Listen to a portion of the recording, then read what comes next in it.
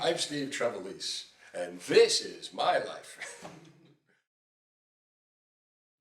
My Jay Leno story. It's the mid-'80s, like 1986, around there, 87. Jay Leno is performing at the Valley Forge Music Fair. I'm working for WYSP, and I'm hosting the show. Now, in those days, I wasn't doing comedy. In those days, I was the radio guy bringing on the comedy act. So I get on stage, and I love Jay Leno, big Jay Leno fan. Bring him on stage. Jay Leno comes out, shakes my hand, takes the mic. Steve Trevelise, everybody! And as I'm walking up the stage, he's like, hey, you could have dressed for the occasion. And I'm thinking, this is so cool. Jay Leno made fun of me. This is so great. This is funny. Jay Leno made fun of me. Tell all my friends. The next night, my friend Randy Kotz, another DJ, is hosting the Jay Leno show at the Valley Forge Music Fair. And I go back because I love Jay Leno. And Randy Kotz brings him on. He's like, Randy Kotz, everybody. You could have dressed for the occasion. Oh, man. It was scripted. I never should have went back. But that Valley Forge Music Fair was a really cool place because the stage would rotate as you worked. You know, you're watching the show and it's kind of like on a big record player and the stage kept going around. So if you're on the stage, you just keep seeing the audience. Hi, everybody. What about the comedians who have to, like, they tape everything? Couldn't that get in the way, the revolving stage? They make it vertigo or something.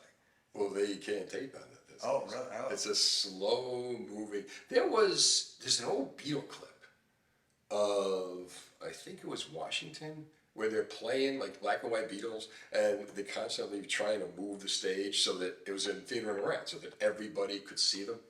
Yeah, but this is the Valley Forge Music Fair. It just revolved very slowly, but it revolved. If you were upset, if you were uptight your first time or something, oh God, like if you bomb and keep on going around in a circle. Well, you want to keep the guy laughing. Freeze it here. The way I got started was 1986. I'm working at WYSP, like I said earlier. Howard Stern comes to Philadelphia. We were the first radio station to pick up the Howard Stern show. He wanted to begin the Howard Stern network. So it was K-Rock in New York, WYSP. Then we decided, the radio station decided that they wanted to have a comedy presence.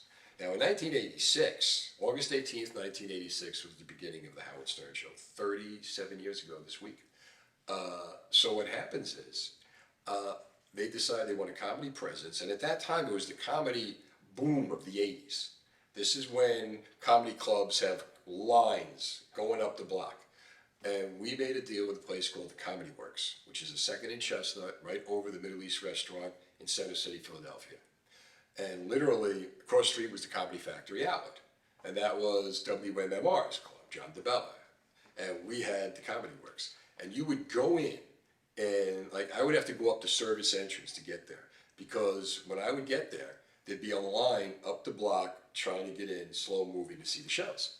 So as a radio guy, you had your choice. You got $100 for the night, they paid you in cash. You could either bring on if the show started at 9, you could bring on the MC, or you got there 9:15, you bring on the feature act, you get there 9:45, you bring on the headliner. And it worked out well. I would go up there, because I was the guy who did all the appearances. I had a mobile DJ company. I wasn't afraid of the microphone. So I would go up there and, bring on the acts. Eventually, I got to the point where I really started liking comedy, and there was a room upstairs, like an old beat-up couch with the spool coffee table that everybody carved in and everything. That's where the comics hung. And I started to get accepted by the comics, and I started to hang out up in the room before I'd go down. Bill Hicks was the best act we ever brought in was Bill Hicks, who now is the patron saint of my radio shows. He died of pancreatic cancer in 1994 at the age of 32. He was a comic voice. People listened to Bill Hicks, saw his act, and completely changed theirs. And I opened my show at WIP every Friday night at 2 a.m. with Bill Hicks' last words, and to this day. But anyway, getting back. So I did that, and always as the radio guy. Fast forward to 2000. I'm now working on the Alice Morning Show. We have Melissa Jacob, who is Miss Pennsylvania, coming in studio. And we're Glenn Kalina, Max Morgan, myself, Ed the phone guy, whose name is Chris Orion from WOGL. What are we going to do with Miss Pennsylvania? I said, okay, we'll do our own beauty contest. So we got in our bathing suits and did all that. And then for the talent competition, I did 2 minutes of stand-up. Afterwards, the program director brings me in and said, listen, we really like that. We'd like to have you do that every Friday. We'll call it the Comedy Stylings of Steve Trevelise. Would you like to do it? And I'm like, yeah. So I would do it. And then the consultant was a guy named Dennis Clark. And he said, you know, it would really help if you could go into comedy clubs and do it. So having done the Comedy Works, and since then other clubs like the Comedy Cabaret, Funny Bone, I knew the comedy guys. So I just, called them and started from 2000, started doing stand-up comedy. In 2003, my wife and I got married in 2000. My wife and I... Is that a good thing or a bad thing? It was a good thing, very good thing. Right, honey? 2 beautiful boys, 15 years old. So in 2002, we bought a beach house in Seattle City.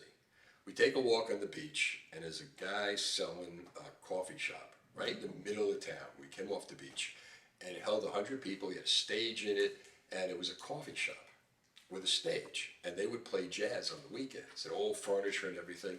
So I get the idea to buy this place, turn it into it was a coffee house. So I figured, let's put internet in.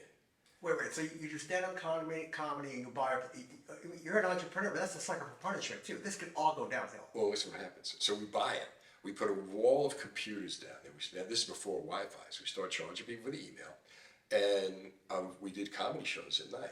So the name of the place was coffee.comedy.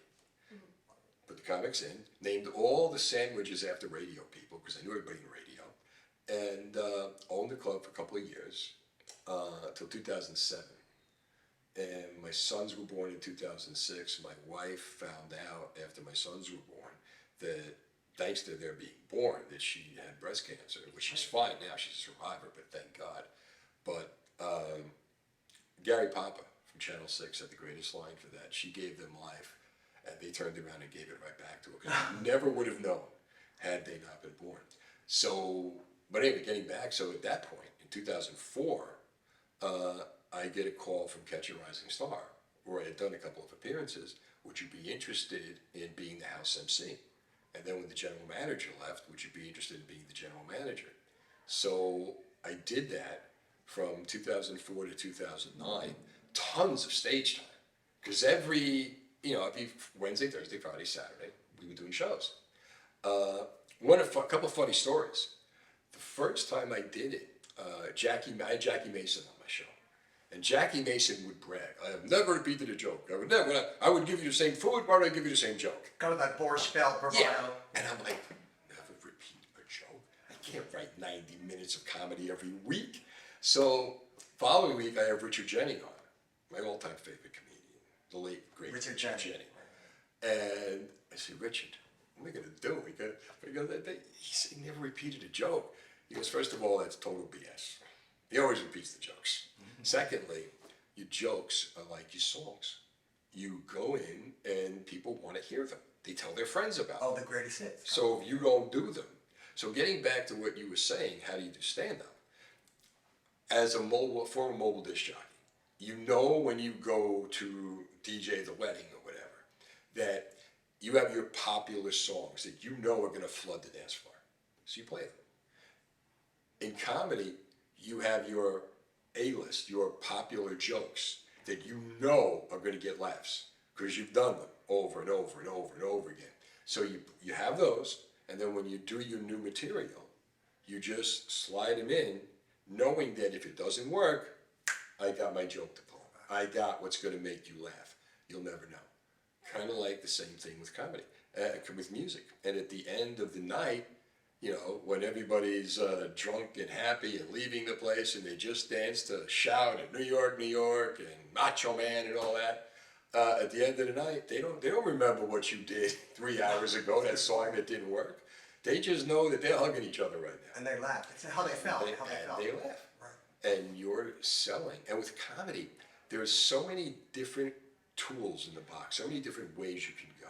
You can talk to the audience, you can tell stories, you can write jokes, Observational, anecdotal. observational, anecdotal, whatever makes you laugh, hopefully will make them laugh. When you start doing comedy, you get on stage and the first thing that happens is you're doing like the mass appeal jokes, the jokes that everybody, high percentage of laughter, it may not be you. And then what happens is you start throwing in some stuff that's more personal. They may not laugh as much. You may get like 25% of the room, but those 25% really get you. It could be family, it could be Jersey, it could be anything. Anything, but they really get you. And the more you do that, the louder the laughter gets for the people who really get you. And those stock jokes, those boring jokes go away. That's when you're ready. That's HBO time. That's when now your audience is specifically coming to see you. And that's when you become the draw and not the comedian. There's the difference between comedy. Like comedy is, we're gonna come in tonight, you're gonna see three guys, you're gonna like one of them, you may like the other one, maybe it's the girl, maybe it's the fat guy, maybe it's, you know what I mean? And you're gonna love it. And that's comedy. And tomorrow morning, you're not gonna have any idea who they are. Concert, you come in tonight, Chris Rock is playing. I'm going specifically to hear Chris Rock because I love Chris Rock. That's a concert, even though he's a comedian. When you're on stage and it all slows down, you ever play sports? Yeah, I mean, it's slow. At first, it's like, what the hell? Yeah, you're playing quarterback or something, yes. If you play, you make quarterback, right? When you go back as a quarterback to begin with, right? You go back, you're looking at your progressions, the receivers do everything's doing what they're supposed to be doing. And when you go back there, and they're all coming at you at the same time, it's going fish, like that. But after a while, it slows down. And you start to, okay, what's happening? What's he doing? What's he doing? He's open, I'm going to throw to him. When you're a baseball player, right? After a while, like these hitters will get in a groove where they just see a beach ball coming down. And no matter what they do, they're going to hit it. It's like that. In comedy, it'll slow down to where your mind is able to open up and see. Because a lot of times, when you first go up there doing it, you're so afraid that the jokes are going to go out the back of your head and not your mouth. And you're the only one there. There's no one else. Well, that's not a problem. Because, like I said, you know your stuff. So, but you're right. In the beginning, you're the only one there, and it's also like, if they don't like this, like, what do you do when they don't laugh? When they don't laugh at the first one, and the second one, and the third. I've seen people, and I felt so bad. It's scary where they're just like, and they'll tape themselves, and they're talking to the tape, and the room is like silent, and you want to hug them. It's like, oh my God. I could see having a nervous breakdown. I mean, it's At any point, you could leave. I mean, pretty much. Oh, you can kind of call it quits and go, thank you. Right? Yeah, exactly. I can't do this. But, after a while, the barriers break, and that just comes from repetition. Now, the guys who have been doing it forever, they go on stage, they're so spontaneous, especially the crowd work guys. Because a lot of times, you just start asking the audience questions. You'll see how much they will give you just messing around. You'll see how much, what do you do for a living? And you got a joke for her. Or who's that with you? Tell me about your wife. Tell me about your kids. And there'll be something. There are comics who will put their entire act on the audience. So it's like a muscle, though. They're so quick after a while. Sure. It's options. It's different. It's a muscle. It has to be developed like anything else. But it's the idea of just being comfortable, talking to an audience, and on the one hand, not caring what they think. Every comic wants to give you the impression they don't care what you think. But can I interrupt? You're making someone trying to make a living. Oh, they totally care what you think. Yeah. The secret is making them think that you don't care what they think. And then try to be relaxed. Because in the back of your mind, you want to make it. You want to make a living. And it's not somewhat subjective, right? I'm sure you got bad advice from people, good advice, audience, and you try to have her focus what you really are, what you want. Very first time I did talk radio at WIP, I was so worried because I grew up in Union City, I'm a diehard Giant fan, New York Yankees. could care less. For those who don't know, that's Philadelphia. And Philadelphia, it's a different sports town. It's a rugged sports town. There is. Well, it's, they're good people. It's just they're devoted to their team too. they are. So the thing about for this day, I'm sitting there going, I'm not that deep in Philadelphia sports, and they're like, I remember this and I remember that and blah blah blah blah blah. And before I went on, I was working with a guy named Don McKee who wrote for the Philadelphia Inquirer.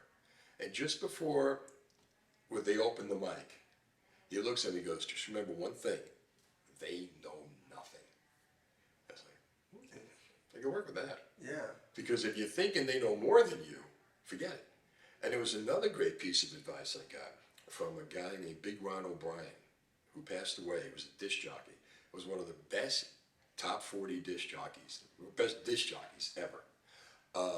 And he worked on WNBC, and I worked with him down at Star 104.5 as well as Alice.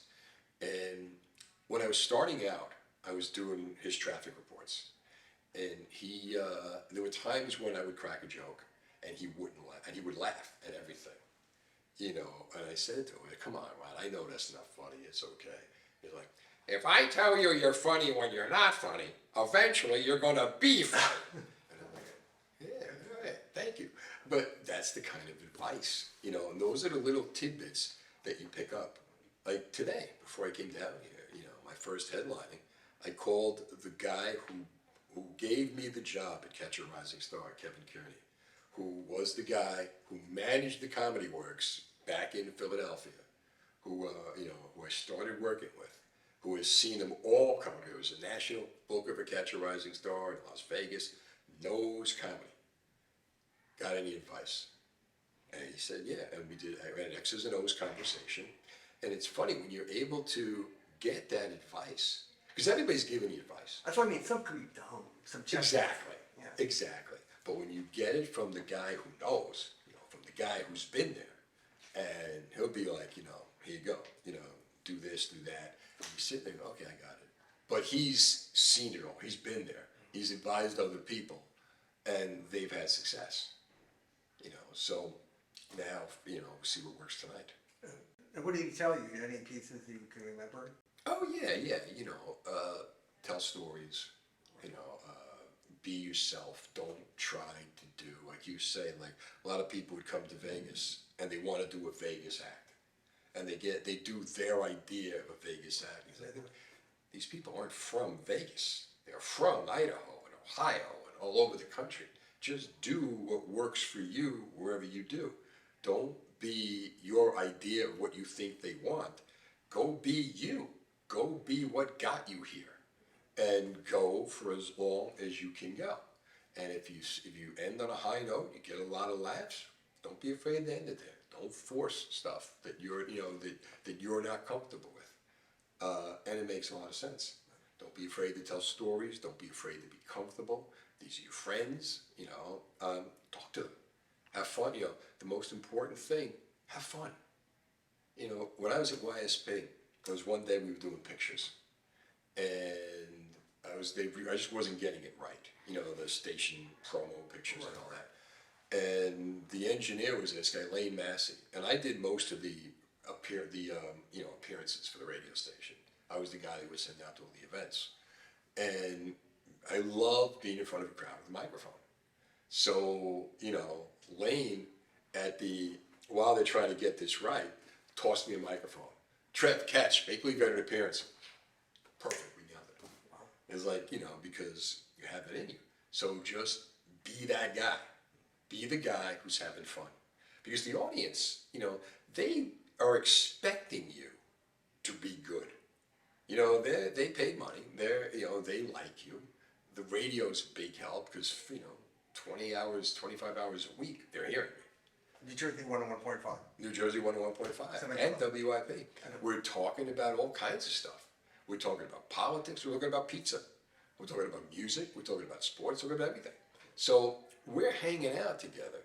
When I was growing up in Union City, every night at 7 o'clock, all the kids, and we once counted 50 kids within 5 years of each other who lived within 5 blocks of each other. And we all became one giant dysfunctional family. Tribal. We were just best friends. Everybody knew each other. To this day, I'm still tight with a lot of those guys. I had Uncle Floyd in the studio.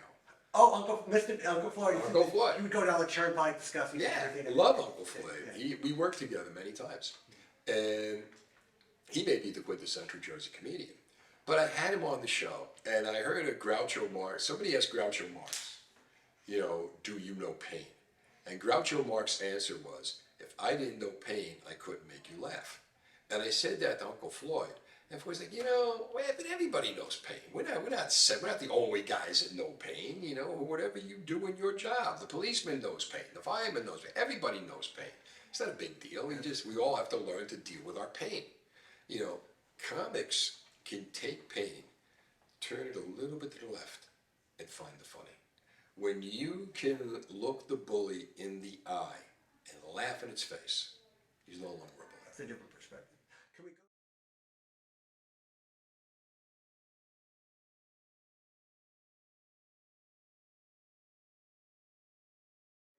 I asked people on Nassau Street, friends, some questions for you. Okay. And so some people did go, and Princeton, that right-wing radio station. Yeah.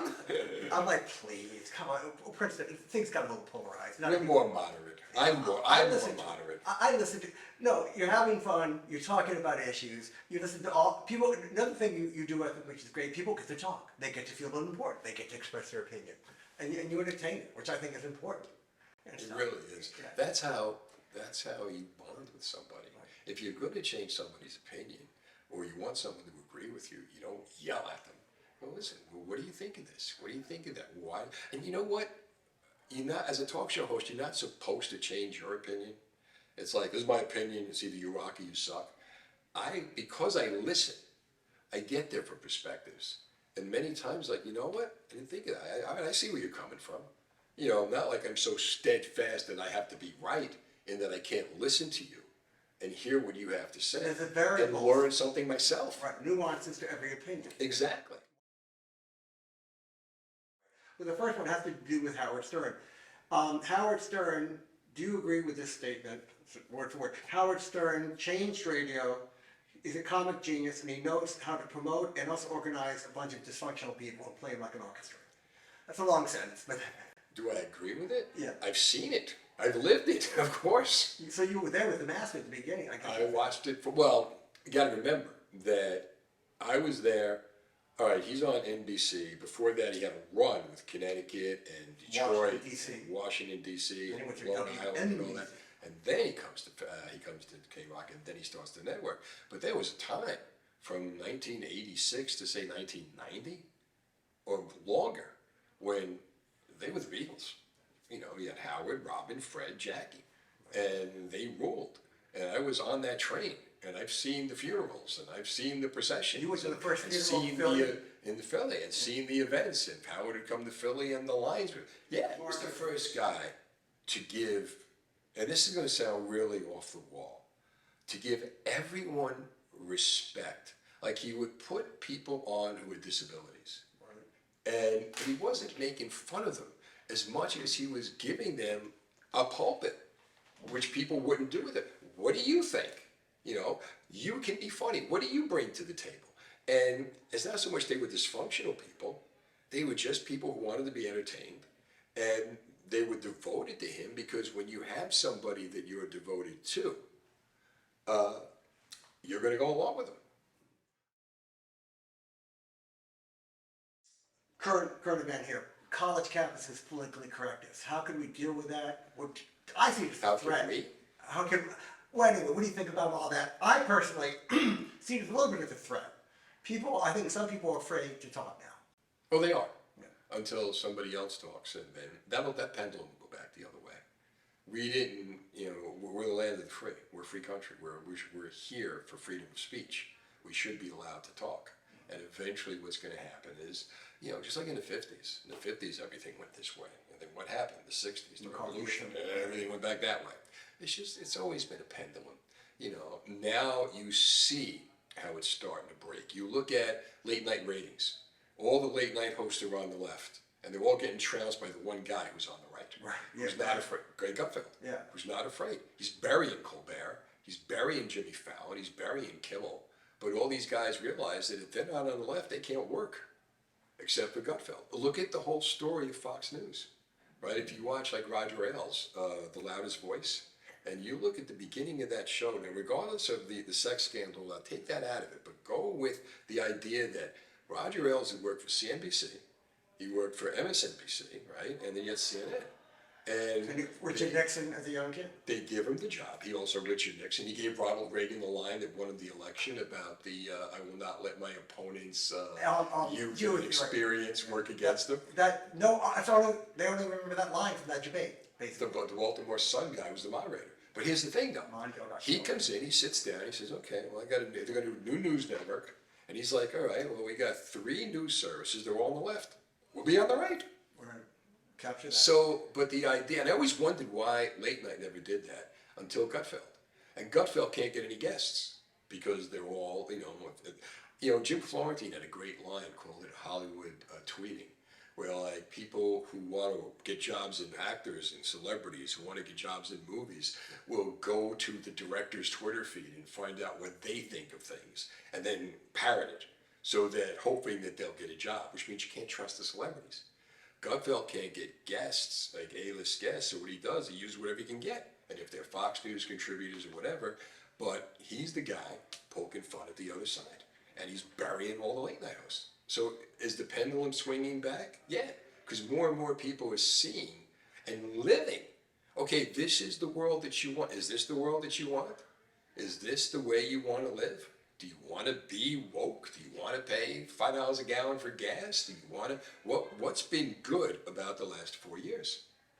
Well, we can debate that, but I understand. But I'm saying, but the idea that, okay, well, everything's supposed to get better. I'm supposed to think this way, I'm supposed to act this way. That's what we don't want. But now you're looking and say, well, I don't know about that. And if you're in college, keep in mind too, when you're 15, 16, 17, those are your rebellious years. You don't want to spend your rebellion years. You don't want to be politically correct. Well, I call them emotional hemophiliacs. I consider myself a Democrat. They're hurting us. I mean, it's talk. I disown them. It's And that's the thing. I consider myself opinion by opinion. I'm going to take each issue as I see fit. And as far as politics goes, I'm not happy the last 4 years. But as far I'm not seeing where I got all these great blessings from Joe Biden. But regardless of that, just on the idea of college kids on campus, it's always been cyclical. Think about it. The Democrats, the Republicans, like I said, go to the 60s. Look at the beginning of the 60s. In 1963, there were more 17-year-olds in the world than ever before. Because everybody was so happy that World War II ended, they jumped in bed.